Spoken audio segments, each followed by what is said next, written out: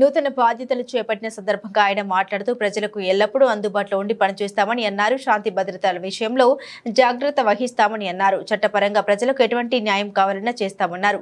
నాతో పాటు నా సహచర సిబ్బంది ప్రజలు అందుబాటులో ఉంటారని తెలిపారు. ప్రజలు కూడా శాంతి పద్ధతిలో సహకరించారని ఆయన కోరారు. అందరికీ నమస్కారం.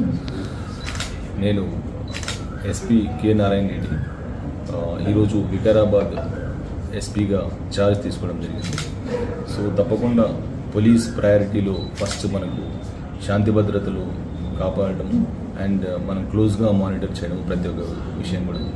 అండ్ అదే కాకుండా విమెన్ అండ్ చైల్డ్ సేఫ్టీకి ముఖ్యంగా ఎక్కువ ప్రాధాన్యత ఉంటుంది.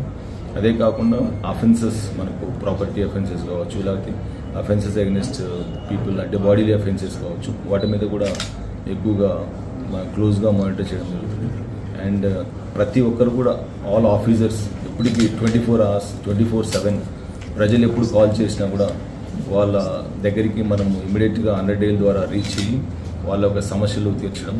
అదే కాకుండా ఎప్పుడు ప్రజలు వచ్చినా కూడా ఎస్హెచ్ఓస్ కానీ ఏసీపీస్ కానీ నా అడిషనల్ ఎస్పీ గారు కానీ నేను కానీ ప్రజలకు ఎప్పుడు అందుబాటులో ఉంటాము. వాళ్ళు ఎప్పుడు వచ్చినా కూడా వాళ్ళకు పేషెంట్ హియరింగ్ ఇస్తాము. తప్పకుండా అవి చట్టపరంగా మనం ఏ సమస్యలు ఉన్నా కూడా మనం సాల్వ్ చేయడానికి, ప్రజలకు హెల్ప్ చేయడానికి మేము ఎప్పుడు ఎల్లవెల్ల వికారాబాద్ పోలీస్ అందరూ కూడా పనిచేస్తారని చెప్పేసి మీకు విజ్ఞప్తి చేస్తాం.